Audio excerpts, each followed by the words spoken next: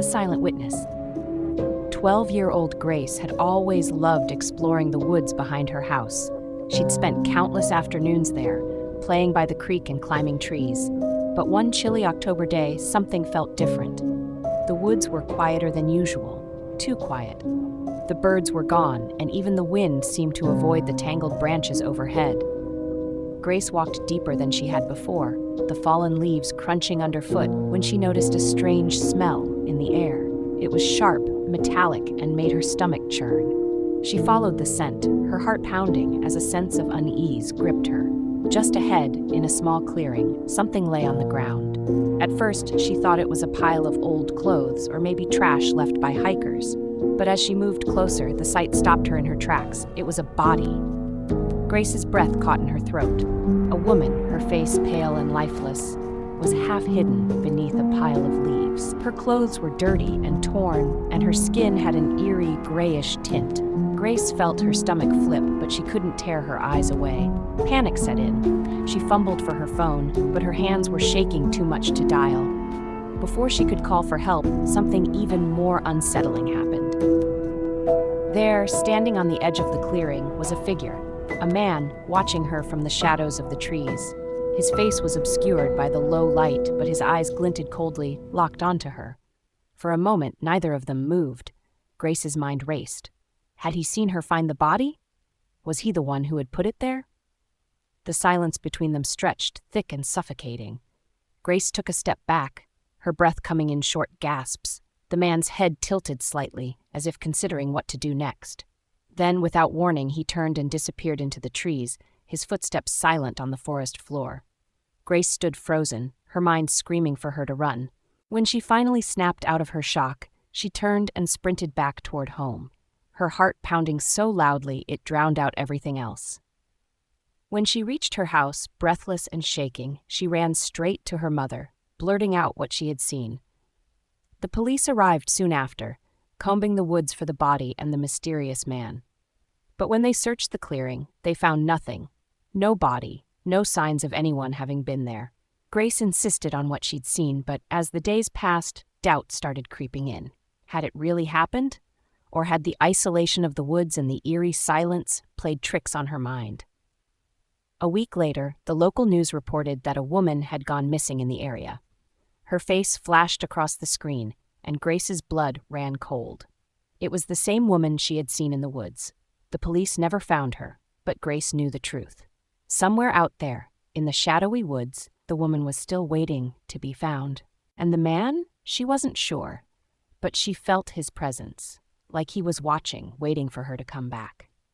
Grace never returned to the woods, but every time she looked out from her bedroom window, she could swear she saw movement among the trees.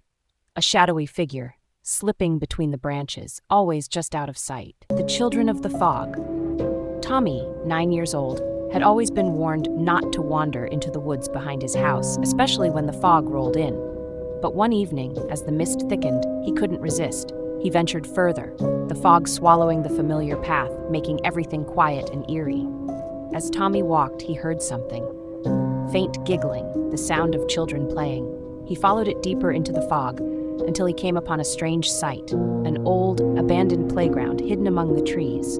Rusty swings creaked in the still air, and a dilapidated merry-go-round turned slowly, as if moved by invisible hands.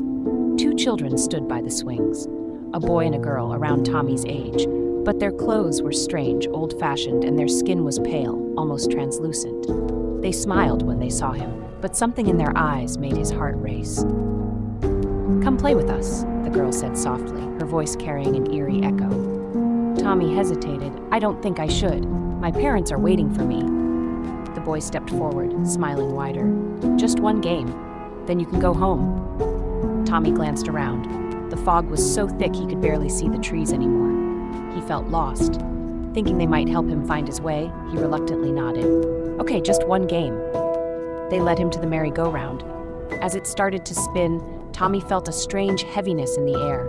The fog seemed to close in tighter, and everything around him blurred. The laughter of the children became hollow, echoing strangely as the world seemed to twist. Suddenly, Tommy felt dizzy. "I think I should go home now," he said, stepping off the merry-go-round. The children's smiles vanished. The boy's voice was cold. "You can't leave now. You're one of us." Tommy's stomach twisted in fear. He took a step back, realizing with horror that their once pale skin had turned ghostly white, and their eyes, now hollow and dark, stared at him without blinking.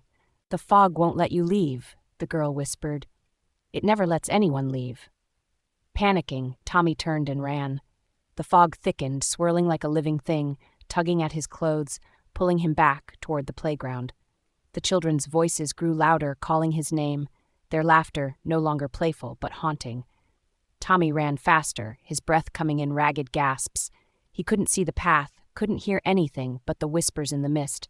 His heart pounded in his chest as he sprinted through the trees, desperately searching for a way out. And then, just as suddenly as the fog had come, it began to clear. Tommy burst out of the woods and into his backyard, gasping for air. The fog receded, the playground and the children fading into the mist. The house lights were on, and his parents were calling his name from the porch, unaware of the terror he had just escaped. But as Tommy looked back toward the woods, he saw them. Two pale figures standing just at the edge of the fog, watching. Their hollow eyes followed him as the mist swallowed them whole. From that day on, Tommy never wandered into the woods again. But every time the fog rolled in, he could still hear the faint sound of children laughing, calling his name from somewhere deep inside. The man at the crossroads. It was nearly midnight when Sarah, a 25-year-old night shift nurse, was driving home along the narrow, foggy country road. She was tired after a long shift, her eyes heavy and her mind drifting. The road twisted and turned, swallowed by the thick mist that clung to the trees. As she approached the old crossroads, an intersection everyone in town avoided after dark, her headlights flickered, briefly cutting out. The car jolted, and her heart leapt into her throat. Just as she was about to curse her luck, the lights snapped back on, revealing something that made her slam on the brakes. Standing in the middle of the road was a man. He was drenched in blood. Sarah's car screeched to a halt just inches from him. The man stood perfectly still, staring straight at her through the windshield. His clothes were soaked, his shirt clinging to his body, dark with blood.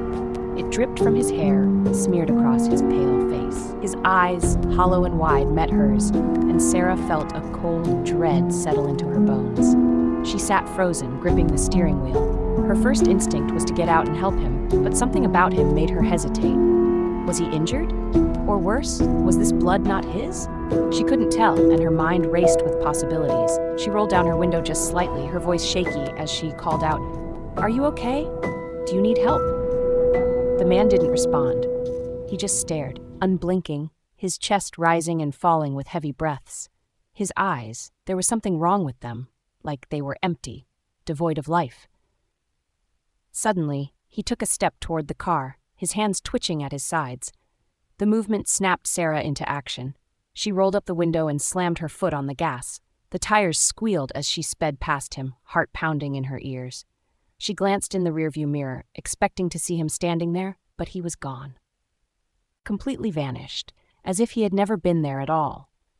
The road stretched out before her, winding through the fog, but Sarah couldn't shake the feeling that she wasn't alone. Her hands trembled on the wheel, and the temperature inside the car seemed to plummet. As she reached a bend in the road, she felt a shift in the air behind her. Dread gripped her as she dared to glance into the rearview mirror again. Her blood ran cold. There, in the back seat, sat the man, his lifeless eyes locked on hers, blood dripping from his hands. Sarah screamed and swerved the car, but when she looked back again, the seat was empty. Her heart raced, her breath shallow, as she desperately tried to steady the car. She kept driving, her pulse thundering in her ears, refusing to look back again. When she finally made it home, Sarah stumbled inside, shaking. She locked the door and checked every window, terrified that the man might somehow follow her. The rest of the night she stayed awake, haunted by the blood-streaked face that had stared back at her. The next morning, Sarah learned the truth. The news reported that a man had been found dead at the old crossroads, the same spot she had seen him. He had been brutally murdered, his body discovered just hours after her encounter. Sarah realized, with a chill, that the blood-soaked man she had seen hadn't been a living person. He had been a ghost, still trapped in the moment of his violent death, searching for help. Or worse, warning her that he wasn't the only one haunting that dark, twisted road. From that night on, Sarah never drove the back roads again. But the man at the crossroads, she knew he was still out there, waiting for someone else to come along and see him, just as she had.